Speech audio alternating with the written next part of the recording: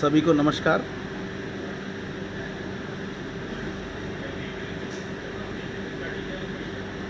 आज अतुल गुप्ता जी भी नज़र आ रहे हैं, उन्हें नमस्कार। राहुल पाठक जी को नमस्कार। प्रदीप तोमर जी को नमस्कार। अनूप कुमार जी को नमस्कार। हरीश कुमार जी को नमस्कार। सुनील प्रकाश भारद्वाज जी को नमस्कार। राजकिशोर सिन्हा जी को भी नमस्कार। हेमा कुबी स्नेहिल नमस्कार।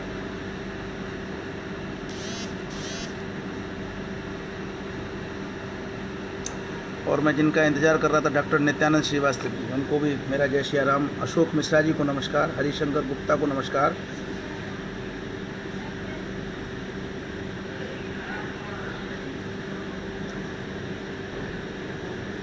पिछले 3 दिनों में मैंने 3 विभूतियों के बारे में, कविता बाना जी को भी नमस्कार। सिद्धार्थ शंकर उपाध्याय जी को भी नमस्कार। और ये 3 विभूतियां थीं। पूर्वी बंगाल या पूर्वी पाकिस्तान या बांग्लादेश से संबंधित, जिसमें एक रसिकलाल विश्वास, दूसरे वीरेंद्र नाथ विश्वास और तीसरे जोगेंद्र नाथ मंडल। जोगेंद्र नाथ मंडल का नाम धीरे धीरे करके पर्याप्त चर्चा में आ गया। यूँ तो भारत के इतिहास में इसे छिपाने की कोशिश की गई। युवा पीढ़ी में से अधिकांश लोग इनका नाम नहीं जानते थे, लेकिन सोशल मीडिया के माध्यम से अब धीरे धीरे करके लोगों की नज़र में ये नाम जा रहा है। और बाकी के 2 नाम जिनके विषय में तो बिल्कुल लोगों को भी पता ही नहीं है, रसिक लाल विश्वास और वीरेंद्र नाथ विश्वास। रसिक लाल विश्वास वे हैं जो 16 अगस्त 1946 की सीधी कार्यवाही के बाद जान बचाकर बंगाल से भागे, पूर्वी बंगाल से भागे और कलकत्ता में आज़ादी मिलने से पहले ही दुनिया छोड़ गए। जोगेंद्र नाथ मंडल वह व्यक्ति थे जिन्होंने पाकिस्तान के संविधान के निर्माण में अध्यक्षता का निर्वहन किया। पाकिस्तान के पहले श्रम और कानून मंत्री बने और वो 1953 में लियाकत अली के नेतृत्व में जो वहाँ पर जिहादी आतंक फैलाया गया, उसके बाद भारत भाग के आए और 15 वर्ष गुमनामी ज़िंदगी जीने के बाद 1968 में दुनिया छोड़कर गए। तो वीरेंद्र नाथ विश्वास ऐसे थे कि जो उस समय किसी तरह से अपनी जान बचाए रहे पूर्वी पाकिस्तान में, और बांग्लादेश के निर्माण में उन्होंने महत्वपूर्ण भूमिका निभाई। लेकिन बांग्लादेश के निर्माण में महत्वपूर्ण भूमिका निभाने के बावजूद यह घटना 1971 में हुई। 1975 में जब शेख मुजीबुर रहमान की हत्या हुई और उस समय पर जो कत्लेआम हुआ, उस समय वह भारत में जान बचाकर भागकर आए और 1985 में अंततः उन्होंने भी दयनीय स्थिति में दुनिया छोड़ी।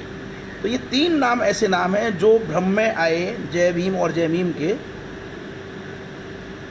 अब वैसे तो भीमराव अंबेडकर जी से इसका कोई मतलब नहीं है, लेकिन पता नहीं क्यों ये मुहावरा बन गया है कि दलित मुस्लिम एकता के लिए लोग जय भीम जय मीम कहने लगे हैं। बड़ा आश्चर्य होता है कि ये दलित मुस्लिम एकता वास्तव में ये एकता थी भी। जब 3 बड़े नेताओं का ये हश्र किया गया, फिर ये कैसी दलित मुस्लिम एकता है। अब आश्चर्य ये होता है कि इस देश में, भारत में,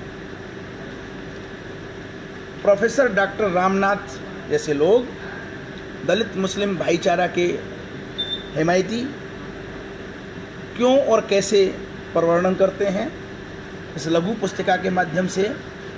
और मैंने जैसा कि कहा था कि मैं आज इस पुस्तिका पर आप लोगों से बातचीत करूंगा। लेकिन इस छोटी सी पुस्तिका को जब मैंने पढ़ा, जब इसके बारे में जानकारी की, तो मैं पहले से ही आपको मैं बता दूं यह पुस्तिका केवल एक दिन में चर्चा करने लायक पुस्तिका नहीं है। ये छोटी सी विश्व भरी पुस्तिका एक दिन में चर्चा करने के लायक नहीं है। इसमें मुझे लगभग 2 या 3 दिन लगेंगे, मुझे ऐसा लग रहा है। यह पुस्तिका बड़ी संक्षेप में बनाई गई है और संक्षेप में इस तरह से चीज़ें लिखी गई हैं कि सामने वाले का ब्रेन वॉश हो जाए। तो जो संक्षेप में जो चीज़ें लिखी गई हैं उनको विस्तार से व्याख्यायित करने के लिए समय की आवश्यकता होगी और यह कार्य एक दिन में संभव नहीं है। 2 तरह की पुस्तकें होती हैं। एक पुस्तक 500 पेज की है और एक ही विषय को विस्तार दिया हुआ है, उस पर हम एक दिन में चर्चा कर सकते हैं। लेकिन एक इस प्रकार की पुस्तकें भी होती हैं जो केवल 24 पृष्ठ की हैं, लेकिन इतना संक्षेप में, इतना सैकरीन की तरह से, इतना ज़बरदस्त जहर, ये एक दिन की चर्चा से कुछ नहीं होने वाला। अब जैसे मैंने कहा था कि मैं इस पुस्तिका के लेखक के विषय में पता करूंगा कि वे लेखक कौन हैं, लेकिन उससे पहले हमारे बहुत सारे मित्र जुड़ गए हैं, मैं उन्हें भी एक बार अभिवादन कर लूँ। नूपुर चतुर्वेदी जी, उन्हें मेरा नमस्कार। वीके गर्ग जी हापुड़ से, उन्हें मेरा नमस्कार। आदित्य विक्रम श्रीवास्तव जी भी आ गए हैं, उन्हें भी मेरा नमस्कार। आशुतोष त्रिवेदी को स्नेहिल नमस्कार। उमेश यादव जी मेरे साथी, उन्हें मेरा नमस्कार। भाई आशीष कंधवे जी, उन्हें भी मेरा नमस्कार। और हापुड़ से ही निर्मला शर्मा जी, उन्हें भी मेरा नमस्कार।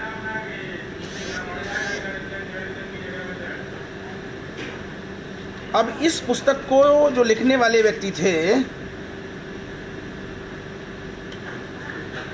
मैं जिस नगर में रहता हूँ, मैं मूल रूप से अलीगढ़ का निवासी हूँ। अलीगढ़ मुस्लिम विश्वविद्यालय में मैंने शिक्षा ग्रहण की और वहाँ मैंने जाना कि किस प्रकार से सनातन संस्कृति के विरुद्ध सोच विकसित की जा रही है, वामपंथी किस प्रकार से विश्वमन कर रहे हैं और भारतीय समाज को तोड़ने के लिए किस रास्ते से चला जा रहा है। और यही कारण है कि मेरा निरंतर अध्ययन इस दिशा में रहा। जो किशोर वय में मेरे अंदर चिंताएं आ गईं, उन चिंताओं पर जहाँ मुझे जो मिला, जब मिला, उसको ग्रहण करने की कोशिश की। जहाँ एक ओर हम लोग प्राय इस प्रकार के साहित्य को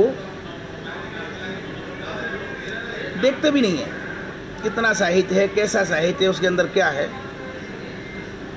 और जैसा कि मैंने कहा कि बहुत सारे राष्ट्रवादी लोग इसको कूड़ा कह के इसका तिरस्कार कर देते हैं, लेकिन वस्तुतः वह कूड़ा अंततः अंदर ही अंदर सड़ांध उत्पन्न करता हुआ हमारी सनातन संस्कृति को अत्यधिक क्षति पहुंचा रहा है। मुझे बड़ा आश्चर्य हुआ कि मैं कानपुर नगर में रहता हूं और ये जो लेखक प्रोफेसर डॉक्टर रामनाथ, इनका संबंध भी कानपुर से है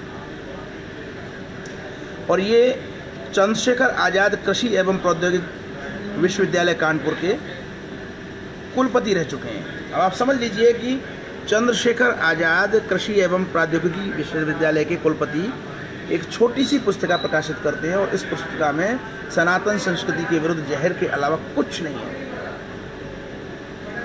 इतने बड़े बड़े पदों पे काम करने वाले, कुलपति जैसे पदों पे काम करने वाले, छोटी सी पुस्तिका के माध्यम से अपने मिशन में लगे हुए हैं। और हम में से अगर कोई केवल असिस्टेंट प्रोफेसर हो जाता है तो अपने आप को खुदा समझने लगता है।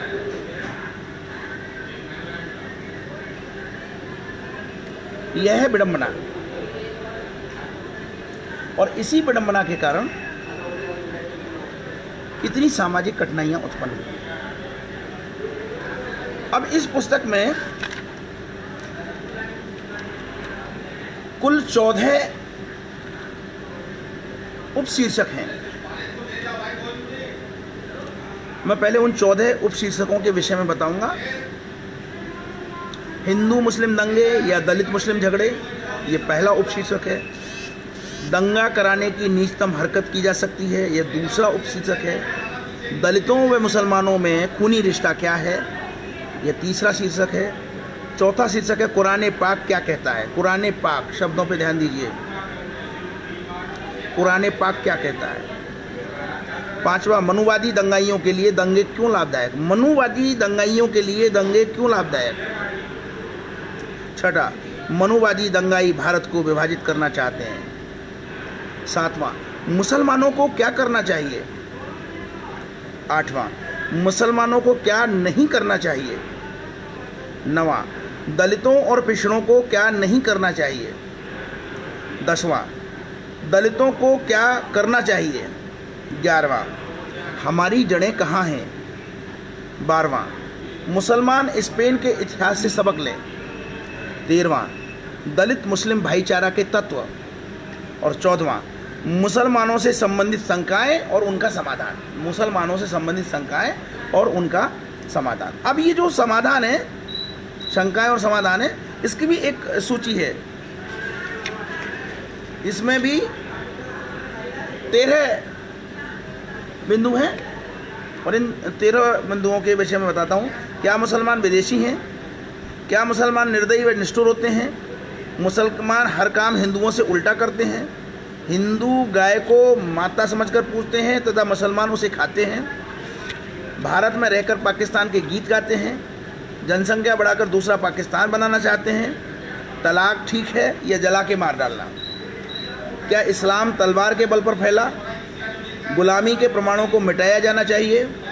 मुस्लिम तुष्टीकरण या सवर्ण तुष्टीकरण। मुसलमान दूसरों को मारने के लिए जिहाद छेड़ते हैं। मुसलमान हिंदुओं को काफिर कहते हैं। आप मुसलमान हैं या भारतीय हैं। आदित्य विक्रम जी लिख रहे हैं कि यह बीमार मस्तिष्क ऐसी संज्ञाएं देने से काम नहीं चलना। आदित्य विक्रम जी, इन्हें आप त्रुटिपूर्ण मानसिकता कह सकते हैं। त्रुटिपूर्ण इतिहास पढ़ने के बाद और कड़वे अनुभवों के बाद वो जो खिचड़ी पकाते हैं वो कसेली हो जाती है। और ये जो कसेली खिचड़ी है ये हमारे समाज को हानि पहुंचा रही है। ये सबसे महत्वपूर्ण बात है। खाली बीमार मस्तिष्क कह के काम नहीं चलेगा। इस दौरान कुछ और लोग भी जुड़े हैं। लक्ष्मण सिंह जी, उन्हें मेरा नमस्कार। आगरा से मुझे बड़ा अच्छा लग रहा है, मेरे परिवार के लोग भी देखने लगे हैं।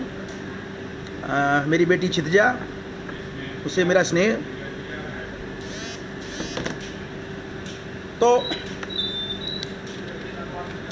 मैं आपको सबसे पहले जो उल्टी तरफ से चलता हूँ, मुसलमानों से संबंधित शंकाएं और उनका समाधान। तो मैंने कहा ना, ये छोटी सी पुस्तक कितना जहर भरती है। देखिए, सुनील प्रकाश भारद्वाज जी ने लिखा है, यह व्यक्ति जब यूनिवर्सिटी में था तो अन्य जातियों को गाली देकर बात करता था। अर्थात सुनील प्रकाश भारद्वाज जी इस व्यक्ति के बारे में जानते हैं। अब आप समझ लीजिए सुनील जी, इस व्यक्ति ने कितने लोगों का ब्रेन वॉश कर दिया होगा अपने समुदाय से, और कितने लोगों को सनातन संस्कृति के विरुद्ध कर दिया होगा। और हम यहीं इसी कानपुर शहर में रहने के बावजूद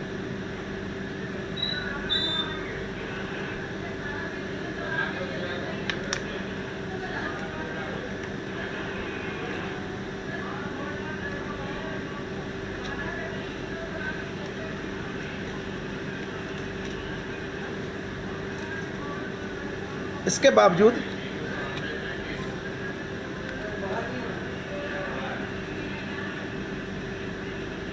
एक थोड़ा सा एक व्यवधान आ रहा है। व्यवधान में मेरे मस्तिष्क में नहीं आ रहा है।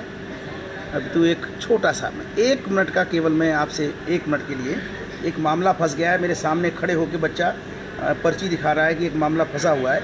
1 मिनट के लिए प्लीज़, 1 मिनट के लिए, केवल 1 मिनट के लिए। क्या हुआ?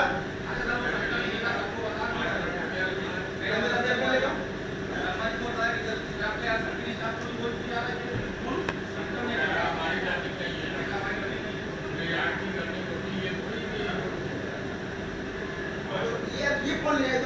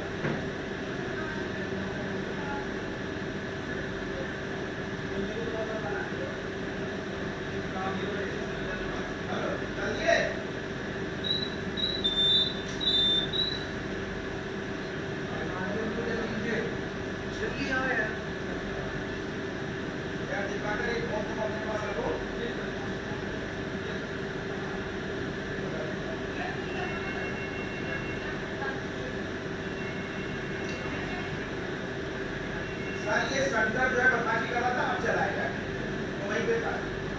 वो कह रहा है हमारी लर्निंग नहीं है सर, क्या मतलब है? अब सेंटर की सब लर्निंग के लिए कहने लगे हैं, जबकि मेरा स्टडी स्टाफ अवेलेबल है। कौन कैसा वैसे कौन कैसा अवेलेबल है?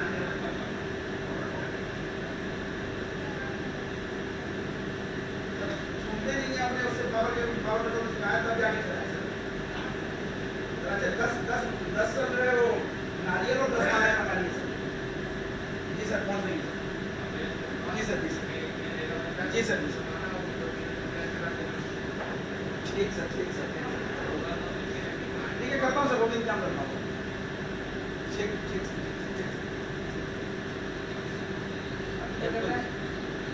बंदे थे कोई, इनको ले जाओ सर, ले जाओ तो मेरा काम सर जब हो जाए।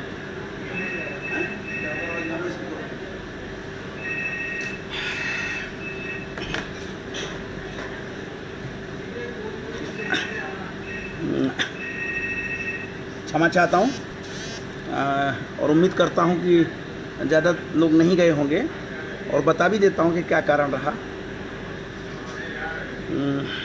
अच्छी खबर है, अच्छी खबर ये है कि रेलवे ने जैसे ये लॉकडाउन खुला है तो विभिन्न स्थानों से मज़दूरों के, जो पैदल मज़दूर चल रहे थे, उनके लिए गाड़ियाँ चलवाई हैं। अधिकांश मज़दूर बिहार के हैं। आप लोगों को पता ही होगा कि मैं रेलवे में कार्यरत हूँ।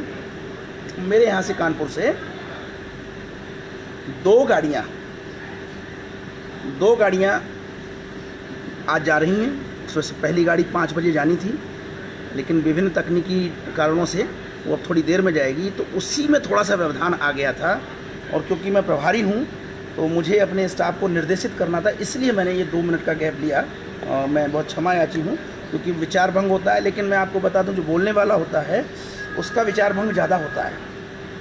तो मेरा विचार भंग हुआ है, लेकिन ऐसा नहीं, क्योंकि मेरी अंतश्चेतना में ये विषय बहुत अच्छी तरह से घुसा हुआ है, इसलिए मेरा विचार भंग नहीं हुआ। और मैं चाहूँगा कि आप भी विचार भंग की स्थिति में ना आएँ। आशीष कन्वे जी ने लिखा है कि ऐसी पुस्तकें लिखना किसी विक्षिप्त मानसिकता वाले व्यक्ति का काम नहीं, बल्कि यह बहुत ही सोची समझी साजिश के तहत लिखी जाने वाली पुस्तकें हैं। बहुत अच्छा लिखा है। और इस तरह के कुत्सित प्रयास आज भी निरंतर जारी हैं। दलित विमर्श साहित्य के नाम पर भयानक दुष्प्रचार किया जा रहा है। इन मठों को पहचानना अति आवश्यक है, और साहित्य का जवाब साहित्य से, संस्कृति का जवाब संस्कृति से जब तक हम देना नहीं सीखेंगे, तब तक हमारी स्थिति दिन पर दिन खराब होती जाएगी। फ़र्क हमेशा स्वीकार किया जाता है, और तर्क देने की क्षमता तभी आएगी जब इस परियोजना से जुड़े लोग स्वाध्याय करके अपनी बातों को तर्कपूर्ण तरीके से समाज के सामने रखेंगे। बिल्कुल आशीष कान्वे जी, मेरा बिल्कुल यही मानना प्रारंभ से रहा है कि हम अपनी ऊर्जा को विभिन्न चीज़ों में नष्ट करते जाते हैं, और ये लोग हमारी संस्कृति को, हमारे समाज को, हमारे देश को धीरे धीरे क्षति पहुंचाते जाते हैं। तो ऐसी चीज़ें जो हो जाती हैं, बहुत ही ये कुटिल चीज़ें हैं, और बड़ी सप्रयास ढंग से, बहुत योजनाबद्ध तरीके से की जा रही है। तो मैं मुसलमान से संबंधित जो शंकाएँ हैं, अंतिम में जो उनका 2 पेज में जो विवरण है, मैं उसको आज आपके सामने रखूंगा। और मैंने कहा ना, ये पुस्तक एक दिन में ख़त्म होने वाली पुस्तक नहीं है। अन्य पुस्तक जो 500 पेज की हैं, उनकी विषय वस्तु एक ही केंद्र पे रहती है, और उस एक ही केंद्र पे रहने के कारण एक ही दिन में हम उसके बारे में चर्चा कर लेते हैं। लेकिन ये 24 पेज की पुस्तक एक कैप्सूल की तरह से वंचित समुदाय के युवाओं का ब्रेन वॉश करती है, और इस ब्रेन वॉश को रोकने के लिए हमें कार्य करने की आवश्यकता है। देखिए, पहला, मुसलमान विदेशी हैं। सिर्फ 13 मुसलमान भारत आए थे। अब आप समझिए, सिर्फ 13 मुसलमान भारत आए थे। इन्होंने काउंट किया था, ये वहाँ पे सीमा पे खड़े हुए थे और ये गिन रहे थे, ये पहला आ गया, ये दूसरा आ गया, ये तीसरा आ गया। विदेश से सिर्फ 13 मुसलमान भारत आए थे, और इनमें से 9 वापस चले गए। वो आए और ये वहाँ पे यूनिवर्सिटी में कुलपति वाले ऑफिस में बैठे हुए थे, और बस से कागज़ पे साइन कराया, और वो 9 लोग वापस चले गए। केवल विदेश से 13 मुसलमान आए थे मध्यकाल में, और वो चंद्रशेखर आज़ाद यूनिवर्सिटी में आए और इनसे साइन कराया, और उनमें से 9 वापस चले गए, केवल 4 बचे। इस प्रकार भारत में सिर्फ इस्लाम बाहर से आया। अब वैदिक आर्य 50,000 की संख्या में भारत आए थे। मुसलमान तो सिर्फ 13 आए थे, केवल 13, और उनमें से भी 9 वापस चले गए। लेकिन ये आर्य है ना, ये 50,000 की संख्या में आए। समझ लिए सर? सिर्फ 3 लाइनें हैं, अभी मैंने केवल 3 लाइनें पढ़ी हैं, और 3 लाइनों में ही घुमाने वाली बातें। पूरी की पूरी युवा पीढ़ी सोचने को मजबूर हो जाए। भाई साहब, वैदिक आर्य 50,000 की संख्या में आए थे। कुलपति महोदय उनको नहीं गिन पा रहे थे, उन्होंने अपना सारा स्टाफ उनको गिनने में लगाया, तब जाके गिना कि वो 50,000 थे आर्य। तो 50,000 वैदिक आर्य आए जो आज तक इस देश के साथ विश्वासघात कर रहे हैं। मनु की व्यवस्था से, मानवाधिकारों से वंचित, पीड़ित, दुखित करोड़ों मूल भारतीयों ने सम्मान, समानता व सुरक्षा की खातिर इस्लाम कबूल कर लिया। यानी मुसलमान तो सिर्फ 13 आए थे, उसमें से 9 वापस रह गए, 4 जो है मौलवी का काम करने के लिए बचे रहे मस्जिद में, और बाकी तो यहाँ के जो लोग थे जो परेशान थे आर्यों के अत्याचार से, उन्होंने इस्लाम ग्रहण कर लिया। आशुतोष त्रिवेदी लिख रहे हैं आर्यों को भी गिना होगा। मैंने कहा ना, वो अकेले नहीं गिन पाए थे, उन्होंने यूनिवर्सिटी का पूरा स्टाफ लगा दिया, तब जाके गिना कि आर्य 50,000 आए थे जो है, और मुसलमान से 13 आए थे। जी, अब यह ऐतिहासिक तथ्य है। विवेकानंद के अनुसार इस्लाम ने सिर्फ उन्हीं को शरण दी जिन्हें पुरोहित वर्ग ने उत्पीड़ित किया। यदि मुसलमान बाहर से आए होते तो वे भारत के प्रत्येक गांव में समान रूप से अछूतों के आमने सामने या साथ साथ न बसे होते। आर्य अवश्य बाहर से आए, क्योंकि उनकी उत्तर भारत में बहुलता है। इन्हीं करोड़ों भारतीय मुसलमानों के खिलाफ कुछ लोग नफरत का वातावरण बनाकर देश को गृह युद्ध की आग में झोंकना चाहते हैं। इसलिए हमें देश की अखंडता, एकता के लिए दलित मुस्लिम भाईचारा कायम करना चाहिए। यानी कि इस देश को, ये जो आप लोग आर्य हो, आप नुकसान पहुंचा रहे हो, और मुसलमान और दलित तो यहाँ के मूल निवासी हैं। आप इनसे युद्ध करके देश को गृह युद्ध में झोंकना चाहते हो, और आप देश की अखंडता और एकता को कुठाराघात पहुंचा रहे हो। इसलिए दलित और मुस्लिम के बीच में भाईचारा होना चाहिए। यह पहला बिंदु है कि मुसलमान विदेशी हैं, उसको व्याख्यायित करने का। अब आप समझ लीजिए,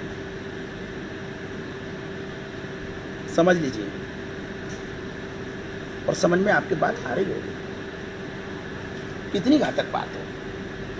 मुसलमान निर्दयी व निष्ठुर होते हैं। यदि बकरा या भैंसा काटने से मनुष्य निर्दयी बन जाता है, तो जाति के आधार पर अछूतों का नरसंहार, सती प्रथा व दहेज प्रथा में औरतों को जिंदा जलाकर मार डालना क्या रहमदिली की निशानी है? आदमियों को मारना निर्दयता है या जानवरों को मारना? यज्ञ की बलवेदी पर पुजारी स्वयं जानवरों को काटता था। गनीमत है कि है नहीं लगाया था। मुसलमान ने आज तक जाति के आधार पर किसी अछूत की हत्या नहीं की, न उनकी औरतों का बलात्कार और न उनकी झुग्गी झोपड़ी जलाई। इन सभी कुकृत्यों को श्रवण कर रहे हैं। दंगों में जो अछूत मारे जाते हैं, उनकी साजिश में भी सवर्णों का पूरा हाथ होता है। चींटियों को शक्कर खिलाना, मनुष्यों के प्रति नफरत फैलाना किस धर्म में लिखा है? लिखा है, मनुस्मृति में लिखा है कि कुत्ता, कौवा, कीड़ा, उल्लू, गोह, नीलकंठ आदि को मारकर शूद्र हत्या का प्रायश्चित करें। राम राज्य का असली अर्थ यही है।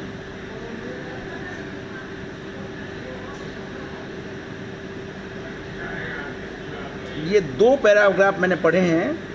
इन 2 पैराग्राफों को पढ़ने के बाद एक बार मैंने कुलदीप कुमार जी की किताब पढ़ी थी, उसमें भी यही सब कुछ था कि आर्य बाहर से आए, उन्होंने राम का काल्पनिक चरित्र बनाया, उन्होंने कौटिल्य का काल्पनिक चरित्र बनाया, उन्होंने सारी अपनी कहानियाँ झूठी लिख डाली, और जो कुछ सच है वो तो हमारा सच है। संकट बहुत गंभीर है, और इसलिए भी गंभीर है कि जो सनातन संस्कृति के अनुयायी हैं, मैं पूरी ईमानदारी के साथ बात कहूँगा, अभी भी आज 35वां दिन है, बहुत से लोग मुझसे बात करते हैं तो बहुत अहंकार में बात करते हैं, जैसे कुछ हुआ ही नहीं है। दिन पे दिन घटनाएं हो रही हैं। अर्णव गोस्वामी जैसे राष्ट्रवादी पत्रकार के खिलाफ किस तरह की FIR होती हैं, किस तरह से थानों में बैठाया जाता है। सुधीर चौधरी के खिलाफ क्या क्या होता है, दीपक चौरसिया के खिलाफ क्या क्या होता है, ये किसी से छिपा हुआ नहीं है। अब आप समझ सकते हैं कि यदि एंटोनियो माइनो का शासन होता तो उस समय पे अगर अर्णव गोस्वामी ने एंटोनियो माइनो बोल दिया होता तो क्या होता। आप लोग भूल रहे हैं कि हर्ष मंदर जैसे आईएसओ को जाल में फंसाकर गुजरात के मुख्यमंत्री रहते हुए नरेंद्र मोदी और अमित शाह, गृह मंत्री रहते हुए अमित शाह, इन दोनों को शिकंजे में कसने के लिए क्या नहीं किया गया। गुजरात के डांग जिले में 40,000 आदिवासी जो कि ईसाई हो चुके थे, उनको वापस हिंदू धर्म में लाने वाले स्वामी असीमानंद के साथ क्या क्या किया गया, ये आप लोगों से, सच बात तो ये है कि बहुत से लोग यही नहीं जानते कि असीमानंद कर क्या रहे थे। असीमानंद वह व्यक्ति हैं जिन्होंने गुजरात के डांग जिले में 40,000 आदिवासियों को जो ईसाई धर्म अपना चुके थे, उनको वापस हिंदू धर्म ग्रहण कराया। प्रज्ञा ठाकुर ऐसे ही मिशन में लगी हुई। अब आप कल्पना कर सकते हैं कि जब इनका शासन होता है तो क्या होता है। बहुत सारे प्रमाण मिल चुके हैं कि मुंबई के 26/11 को भी हिंदू आतंकवाद बताने के लिए पुस्तकें तक लिख दी गई थी, उनका विमोचन तक की कार्रवाई शुरू हो गई थी। दुर्भाग्य से कसाब, कलावा बांधे हुए कसाब जीवित पकड़ में आ गया और वो योजना बट्टे खाते में चली गई। सच बात तो यह है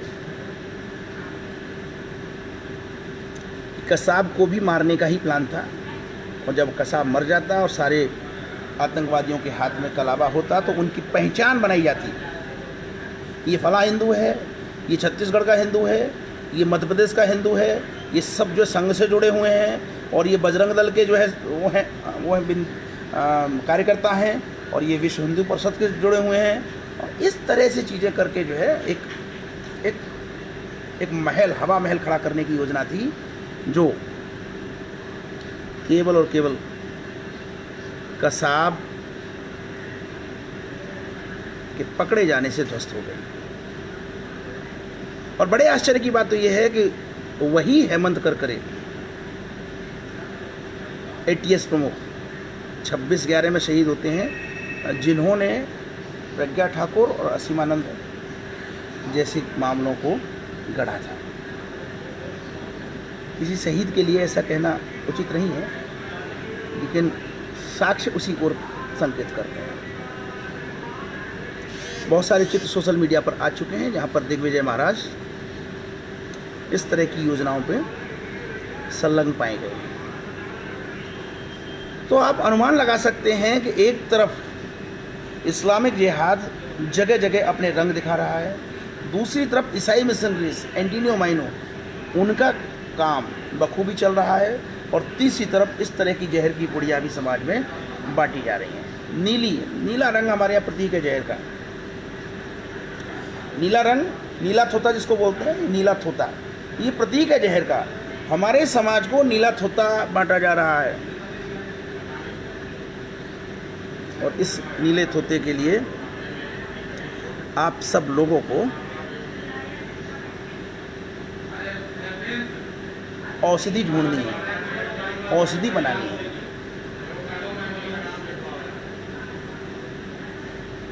अजय शुक्ला साहब हैं, कोई शायद बीच में आए हैं, किस किताब को पढ़ रहे हैं हमें भी बताएं, पता तो चले ये लिखा किसने है। दलित मुस्लिम भाईचारा क्यों और कैसे, प्रोफेसर डॉक्टर रामनाथ, और ये कानपुर के चंद्रशेखर आज़ाद कृषि एवं प्रौद्योगिकी विश्वविद्यालय के कुलपति रहे हैं। बाकी इनका जो भी परिचय होगा वो ठीक है। मैं गर्ग साहब से थोड़ा असहमत हूँ।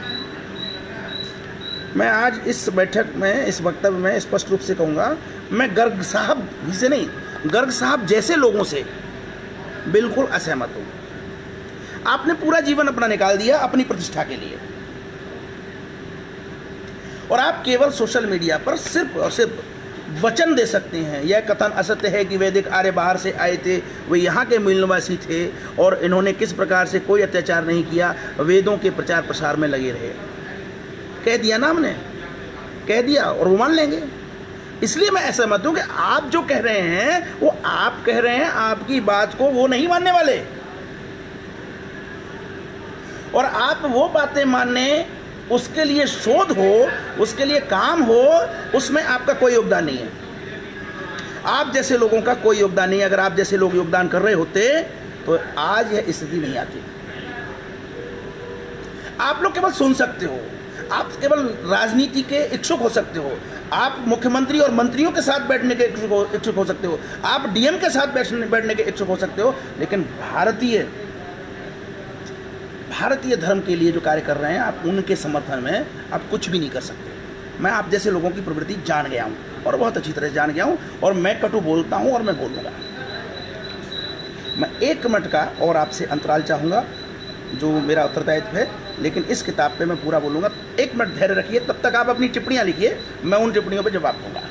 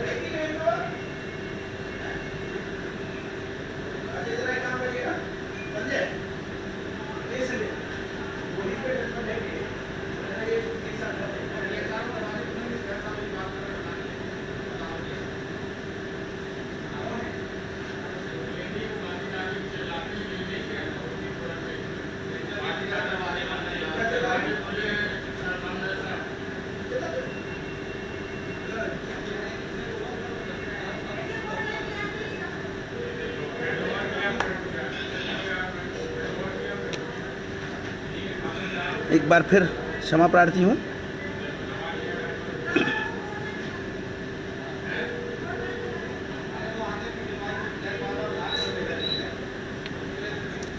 जी, डॉक्टर नित्यानंद जी ने लिखा है, कांग्रेस एक सांप्रदायिक बिल भी लाने वाली थी, निश्चित रूप से बिल लाने वाली थी, और वो बिल भी बड़ा विचित्र था। मैं एक दिन उस बिल के जो ड्राफ्ट है उसको निकाल के उस पर मैं चर्चा करूँगा, क्योंकि ये पर्दाफाश होना बहुत ज़रूरी था। मैं अब आपको अगले उस पर ले जाता हूँ, जो ये मुसलमानों के बारे में जो भ्रांतियाँ उनके बारे में जो लिख रहे हैं। मुसलमान हर काम हिंदुओं से उल्टा करते हैं। ये क्वेश्चन मार्क है, अब इसका जवाब देखिए, इसकी व्याख्या देखिए। मुसलमान बहुत अच्छा कर रहे हैं, हिंदुओं को भी वैसा ही करना चाहिए। मुसलमान अछूतों से छुआछूत का बर्ताव नहीं करते, वर्ण व्यवस्था जाति व्यवस्था को नहीं मानते हैं। हिंदू अपनी बहुओं को जलाते हैं, मुसलमान नहीं। मुसलमान अपनी मस्जिदों में, हिंदू, अब कुछ घटनाएं हो जाती हैं, इतना बड़ा समाज है करोड़ों का, तो इन्होंने इस तरीके से लिखा है, हिंदू अपनी बहुओं को जलाते हैं, जैसे सब हिंदू अपनी बहुओं को जलाते हैं। ऐसे लोगों को मैं बताना चाहता हूँ कि ठीक है, हमारा इतना करोड़ों का समाज है, इसमें 2-4 मूर्ख और धूर्त आपकी तरह होते ही हैं, कोई बड़ी बात नहीं है। लेकिन हमारे यहाँ तो कभी कभी कोई घटना होगी, लेकिन मुसलमानों में तो अगर तलाक हो गया और उसी पति को वापस घर जोड़ना है बच्चों की खातिर, तो बिना हलाला के कोई रास्ता नहीं है। जितने भी मक्कार हैं हिंदू हैं, बाकी किसी में कुछ नहीं है। 1-2 घटना जलाने की हो गई तो हिंदुओं ने कानून बनाए, और कानून बनाने के बाद बड़े स्तर पर कार्रवाई की। और बड़े स्तर पर कार्रवाई का परिणाम ये हुआ कि आज हिंदुओं में सबसे ज़्यादा महिलाएं सुकून में हैं, और अगर उन पर कोई अत्याचार होता है तो वो तुरंत वैधानिक कार्रवाई करती हैं। मुसलमान तो अपनी महिलाओं को वैधानिक कार्रवाई तक नहीं करने देते हैं। मुसलमान तो अगर कोई कानून उन महिलाओं की सुरक्षा की दृष्टि से लाया भी जाए तो उसका शरीयत के नाम पे विरोध करते हैं। इन धूर्त प्रवृत्ति के लोगों को जवाब देने के लिए इनकी एक एक बात का जवाब, अगर इन्होंने 2 सेंटेंस लिखे हैं किसी बिंदु पर, तो प्रमाण सहित हमें प्रत्येक बिंदु का जवाब देना होगा, तब जाकर हम अपनी वंचित समुदाय की युवा पीढ़ी को ब्रेन वॉश होने से रोक पाएंगे। और यह बहुत कठिन कार्य है, कठिन है, असंभव नहीं। हमें मिलके इन कामों को करना है। आगे इन्होंने लिखा है, अब देखिए हेडिंग था, मुसलमान हर काम हिंदुओं से उल्टा करते हैं, लेकिन निंदा केवल हिंदुओं की है, परंतु हिंदू अपने ही भाई अछूतों को मंदिर में प्रवेश नहीं करने देते। कुत्ते प्रवेश कर सकते हैं, अछूत नहीं। हिंदू विधवा विवाह के बजाय उसे कोठे पर, अब देखिए कितनी घटिया बातें लिख रहे हैं। हिंदू विधवा विवाह के बजाय उन्हें कोठे पर भेजना बेहतर समझते हैं। नरबली जैसे जघन्य अपराध आज भी हिंदुओं में हो रहे हैं। मुसलमान से घृणा नहीं करता, परंतु हिंदू संस्कृति शूद्र घृणा पर आधारित है।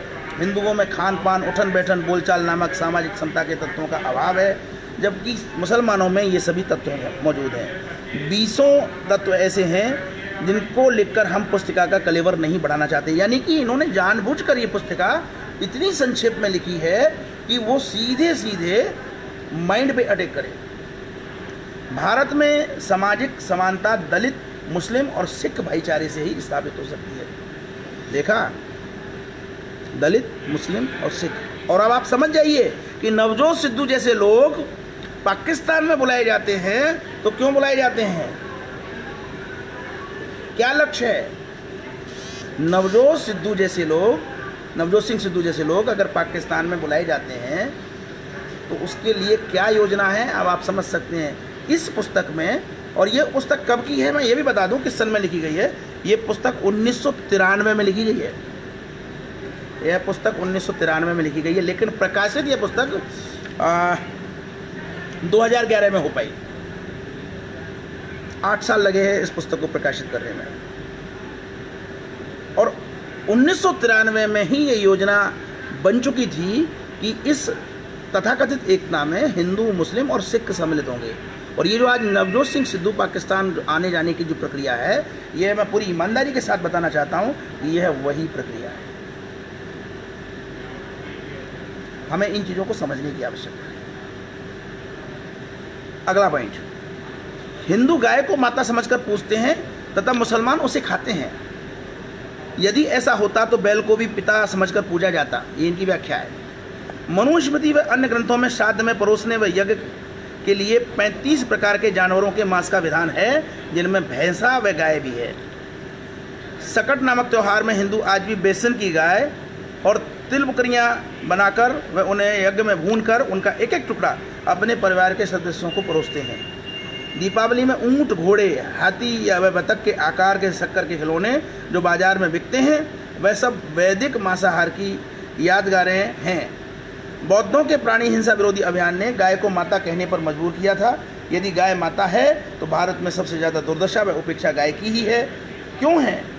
पूरे भारत में हड्डियों का ढांचा बनी ये माताएं कूड़ा, कागज, मैला या सब्जी फलों की दुकानों पर मुँह मारती रहती हैं। मैला खाने वाली गाय के दूध के गोरस समझकर पिया जा रहा है, परंतु मैला न छूने वाले सफाई मजदूरों को गंदा कहकर घृणा की जा रही है। ऐसा क्यों? अब मैं इन सज्जन पे एक टिप्पणी करना चाहता हूँ। यह पुस्तक इन्होंने 1993 में लिखी है और ये, जैसा कि मैंने बताया, कुलपति रहे हैं चंद्रशेखर आज़ाद कृषि एवं प्रौद्योगिकी विश्वविद्यालय के। इन्होंने MSc AG किया है और PhD हैं। AG मतलब एग्रीकल्चर में ये PhD हैं और कृषि विश्वविद्यालय के कुलपति रहे हैं, तो इन्हें एक तरह से कृषि वैज्ञानिक मान लेना चाहिए।